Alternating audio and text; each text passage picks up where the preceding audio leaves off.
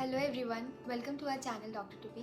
So here today I'm making this video क्योंकि इतने दिन पता नहीं कैसे नीट के बाद से कुछ मन ही नहीं किया था कि कुछ अपलोड करूं या कुछ, और इतने दिन साइलेंट हो गया पूरा चैनल और सबके कमेंट्स आ रहे थे बार बार, पेपर कैसा हुआ, कितने मार्क्स आ रहे हैं और कहाँ अचानक से गायब हो गई। और तो मुझे लगा नहीं था कि मैं इतना टाइम लूँगी वापस यूट्यूब पे आने के लिए, बट स्टिल मैंने नीट एग्ज़ाम जब दिया तो उसके बाद फिर मैंने उस दिन ब्लॉग भी किया था वो दिन, तो मैं अभी ब्लॉग ऐड कर रही हूँ। मैंने तब से स्ट्रेंथ ही नहीं हो पा रही कि हिम्मत ही नहीं जुटा पा रही हूँ कि वो ब्लॉग में पोस्ट करूँ। बहुत दिन हो गया, सब लोग कहीं ना कहीं इंटरनली कनेक्टेड, एक कनेक्शन हो गया था कि सबको पेपर कैसे हुआ, क्या हुआ, और ये वो। या तो मैं पब्लिकली पढ़ती ना, और पढ़ी तो मेरे को हिम्मत रखनी चाहिए इधर गुड और बैड शेयर करने की। तो अभी बताते हैं, चलो let's move into the NEET day. Hello everyone. This is the morning of my NEET exam day and I woke up at 6 a.m. क्योंकि 7 बजे मुझे जाना था योगा मेडिटेशन सेंटर, तो हम घर से निकल गए थे अराउंड वही 6:45 या 7 के अराउंड। हमें 7:30 तक पहुंचना था एक्चुअली। सेंटर पहुंचे, मेडिटेशन सेंटर, फिर वहाँ पे मेरा सुदर्शन क्रिया कैंप था तो मैंने वो अटेंड किया। उसके बाद वहाँ से अराउंड 9 बजे के करीब हम मंदिर गए। मंदिर जाना ज़रूरी था क्योंकि मेरा बहुत ज़्यादा ओवर थिंकिंग और एंजाइटी हो रही थी, तो इसलिए सुदर्शन क्रिया भी की, मंदिर भी गई थी। क्योंकि 2-3 दिन से मैं कुछ भी नहीं पढ़ पा रही थी। लास्ट नीट के 3 दिन से पहले मेरी ना मैंने लाइव किया था ना मैंने कोई भी पढ़ाई की थी, उससे कुछ भी पढ़ाई नहीं हुई थी। बुक खुली थी सामने पर मैं पढ़ नहीं पा रही थी ऑब्वियसली वही। फिर उसके बाद वहाँ से फिर हम घर आए और घर आने के बाद नाश्ता करके मैं सो गई थी बहुत देर के लिए। फिर 11:40 के करीब मैं उठी हूँ और पेपर 2 बजे से था, 11:30 तो मेरा सेंटर का रीचिंग टाइम था, पर मैं 11:40 पे सो के उठी। फिर सो के उठने के बाद वापस से मतलब तैयार होके हम लोग सेंटर के लिए निकले। खाना खाने का भी टाइम नहीं था, खाना भी खाते खाते रास्ते में ही सेंटर के लिए हम लोग निकले। फिर सेंटर था तो मेरे घर के बहुत ही पास, मतलब 2 मिनट के रास्ते पर, मैंने पहले भी बताया था। तो सेंटर एकदम ही मोहल्ले में था हमारे, तो बस सेंटर गई। सेंटर जाने से पहले भी मुझे कुछ भी ज़रा भी उतना डर वर नहीं लग रहा था, बहुत ही न्यूट्रल सी फीलिंग थी और आई वॉज़ हैप्पी ओनली। क्योंकि ऑब्वियसली जब टेस्ट में मार्क्स आते हैं आपके तो आप कॉन्फिडेंट होते हो और खुश होते हो। फिर सेंटर पे पहुँचे, सेंटर में इतनी भीड़, वही ऑब्वियसली नीट का सेंटर, भीड़ ना हो ऐसा हो ही नहीं सकता।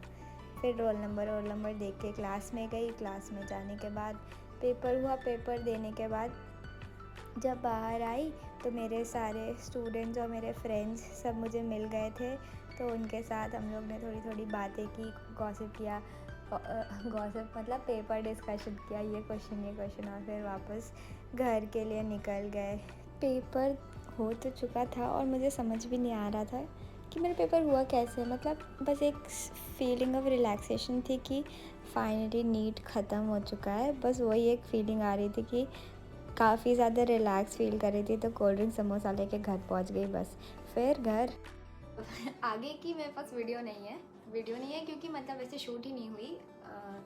फिर कुछ और हो गया, वो मैं वर्बली बता दे रही हूँ। फिर घर आके नाश्ता करने के बाद फिर भैया का कॉल आया और फिर उसने बोला कि कैसा हुआ पेपर, वो सब बातें हुई। पेपर भी मुझे लग रहा था अच्छा ही हुआ है, तो वैसे ही अच्छा ही हुआ, मैंने भी बोला। और कितने अटैम्प्ट किए, फिर वो मैंने घर आके देखा कि मैंने कितने क्वेश्चंस अटैम्प्ट किए। अब उन्होंने बोला मैच करते हैं, शुरू करते हैं कि मैच करें, मतलब पीछे ही पड़ गए थे सब लोग मेरे कि मैच करो, क्योंकि सबको लग रहा था कि बस अब खुशियाँ द्वारे आ ही चुकी हैं, तो क्यों ना हम देखें खुद से जाके कि कितने मार्क्स हैं। मतलब अब कोई रेजिस्ट नहीं कर रहा था, मेरी हिम्मत ही नहीं थी मैच करने की, स्पेशली फ़िज़िक्स, क्योंकि हर साल मुझे सिलेक्शन से पीछे खींचा है तो फिज़िक्स ने, तो मेरी बिल्कुल हिम्मत नहीं हो रही थी कि मैं मैच करूँ, और वो भी फ़िज़िक्स के लिए सबसे ज़्यादा, क्योंकि मैंने बहुत अटैम्प्ट किया था फ़िज़िक्स। 42 क्वेश्चंस मैंने अटैम्प्ट किए थे फ़िज़िक्स के, और बाकी आज तक मैं हमेशा 25-28 ऐसे अटैम्प्ट करती थी, इससे ज़्यादा मुझे आता ही नहीं था कभी। 100 नंबर भी नहीं आते थे फिज़िक्स में कभी। तो वही मुझे एक वो डर कहीं ना कहीं अंदर था कि इतने अटैम्प्ट करती हूँ, कहीं गलती से नेगेटिव ना कर आई हूँ, कुछ ना ऐसा हो गया हो कुछ, क्योंकि कैलकुलेशन में कभी कभी हम लोग हीट ऑफ द मोमेंट में 2 4 16 भी सोच लेते हैं, कुछ भी हो जाता है, वो हमारे अंडर कंट्रोल नहीं रहता है वो चीज़ें। तो मुझे वो चीज़ बहुत डर लग रही थी, फिज़िक्स मेरी फिर मेरी जब हिम्मत नहीं थी कैलकुलेट करने की, पर भैया लोग सब लोग चाहते थे कैलकुलेट करना, तो मैंने पेपर की फ़ोटो खींच के भैया को व्हाट्सएप कर दी। फिर उन्होंने लाइव BM सर का लाइव चल रहा था पेपर डिस्कशन, तो उससे उन्होंने सारे क्वेश्चंस को मैच किया फिज़िक्स के। फिर उन्होंने कुछ बताया 100 कुछ मार्क्स 100 कुछ नंबर आ रहा है 106वें। तो मैं सोची ऐसा कैसे हो सकता है, हे भगवान कितने नेगेटिव कर डाली, 20-25 नेगेटिव फिज़िक्स ही में कर दी क्या। फिर उसके बाद वापस मैच वैच की मैं अपने हिसाब से, तो उन्होंने गलत कैलकुलेट किया था कुछ, बाद में पता चला तो 140 मार्क्स बन रहे हैं फिज़िक्स में। तो मैं एकदम मतलब मुझे एकदम सेटिस्फाइड था कि ठीक है, और हो सकता था अच्छा, क्योंकि मैंने जब पेपर देखा तो मेरे 165 मार्क्स का पेपर था फिज़िक्स का, जो मुझे आता था, जो मैं अटेम्प्ट कर सकती थी आराम से, बट वो वही कुछ सिली मिस्टेक्स और वो सब मिला के वो 165 केम डाउन टू 140 मार्क्स। पर फिर भी मेरे हिसाब से फ़िज़िक्स का मैंने 4 महीने में बहुत इम्प्रूवमेंट किया, तो मेरे लिए वो चीज़ बहुत अच्छा था। और फिर बाद में अब सबको हो गया था कि अब फिर मैच हमने बंद करना बंद ही कर दिया था, क्योंकि फिज़िक्स ही का था कि वही देखना था कितने मार्क्स आ रहे हैं, लगा था इसमें 140 आ गए। अब बायोकेमिस्ट्री मिला के 500 तो हो गई, 480 तो हो गई, 620-40 की रेंज बन गई है। चलो अभी खाना पीना खा के बाद में मैच करेंगे। फिर जब फिज़िक्स में मेरे अकॉर्डिंग इतने अच्छे मार्क्स मैंने देखे अपने, तो मुझे लगा कि अब मैं मैच कर सकती हूँ आगे का पेपर बायोकेमिस्ट्री। तो भैया तो अपना बाहर चला गया था, मैं ही मैच करना शुरू कर दी थी अपना पेपर। फिर पेपर मैच करने के बाद पता नहीं मैंने पेपर में क्या किया है, मुझे खुद नहीं पता कि उस दिन मुझे मतलब on the day of exam paper लिखते टाइम मुझे क्या हुआ। मैंने बायोलॉजी में कुछ ज़्यादा ही नेगेटिव कर दिया, लाइक जो हमेशा मुझसे कभी भी किसी पेपर में 4 मतलब यही हो रहा था। इतने दिन से मैं वीडियो अपलोड नहीं कर पा रही थी, क्योंकि मैं कुछ ये बात बोल के ही मेरे आँख से कल आंसू बहने लग रहे थे। पर अभी मतलब वापस से मैं यूट्यूब पे और आप लोग के सामने, अपने फ्रेंड्स के सामने ये बात शेयर कर सकूँ बिना रोए, वही सब चीज़ करने में मुझे थोड़ा टाइम लग गया, इसीलिए वीडियो थोड़ा काफ़ी लेट अपलोड हो रहा है। बट फिर भी पता नहीं मैंने क्या बायो में नेगेटिव किए हैं बायोकेमिस्ट्री मिला के, कि मेरा ओवरऑल स्कोर कुछ 550 के अराउंड बन रहा है, 552 मार्क्स। और मुझे खुद भी बिल्कुल भी नहीं समझ में आ रहा है कि ये क्या हुआ, क्यों हुआ, कैसे हो गया। फिज़िक्स में अगर कभी मेरे मार्क्स कम हुए होते तो शायद मुझे लगता कि मैं इस चीज़ के लिए बनी ही नहीं हूँ, या मुझसे ये हो ही नहीं सकता। पर ये बायोकेमिस्ट्री में और ये गलतियाँ होने की वजह से मतलब मैं रियलाइज़ ही नहीं कर पा रही हूँ वो चीज़ कि ये हुआ क्या। बाकी तो बस उसी लिए काफ़ी टाइम लग गया मुझे अपने उस जोन से बाहर निकलने में और यूट्यूब पे वापस से सबको कन्फ्रंट करने के लिए। और था ही, मम्मी ने बोला तुम्हारी फैमिली है, चाहे अच्छा हो चाहे बुरा हो, तुम्हें सबके साथ शेयर करनी चाहिए। और मुझे भी ये बात सही लगी कि जब पढ़ाई शुरू की थी तो सब साथ थे, तो अभी कुछ भी है तो भी आई गेस सब साथ में है करके।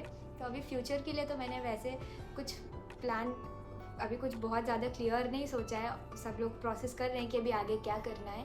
बट हाँ ये है, ये मुझे श्योर है, इतना मैं 100% श्योर हूँ, मैं भी और मेरे फैमिली मेम्बर्स भी, कि मैं नेक्स्ट ईयर 24 नीट में रीअपियर करूँगी। बाकी ड्रॉप लेना है, पार्शियल ड्रॉप लेना है, क्या करना है अभी वो सब उतना क्लियर नहीं है।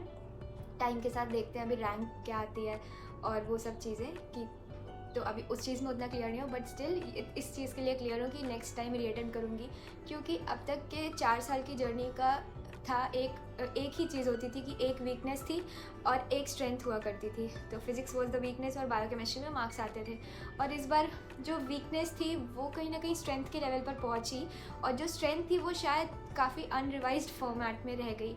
इस वजह से मैं सक्सेस को छूकर वापस आ गई। वैसे जैसे बोलते हैं ना, मौत को छू के टक्के से वापस आ सकती हो, and I did something like success को छू के टक्के से वापस आ गई।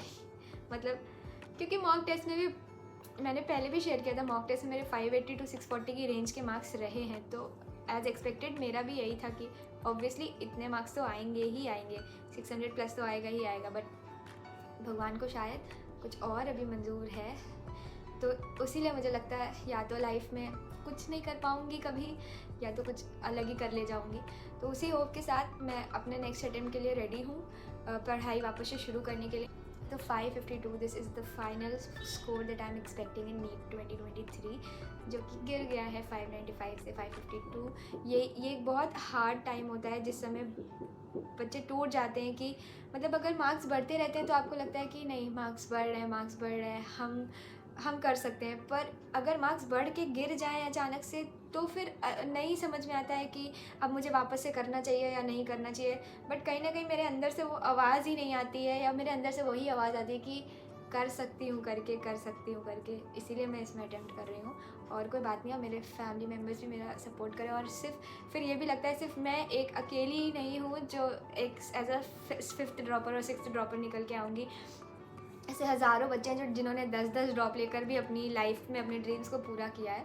इट्स नॉट ओनली मी जिसके ऊपर ये सर पर ऐसा कुछ पड़ा है तो फेस करेंगे और कॉन्फिडेंटली फेस करेंगे, फाइट करेंगे। फिलहाल जो कुछ भी हुआ उन सब से मुझे अभी यही समझ में आया कि अभी मेहनत का घड़ा भरा नहीं है, तो जब तक वो मेहनत का घड़ा नहीं भरेगा सफलता कैसे मिलेगी। तो वही चीज़ कि 2022 के एग्ज़ाम के बाद जो 5 महीने का टाइम था फ्रॉम जुलाई टू नवंबर, वो मैं एक जगह पढ़ाती थी और वहाँ पे फ़िज़िक्स पढ़ाती थी क्लास 12th को ऑलमोस्ट।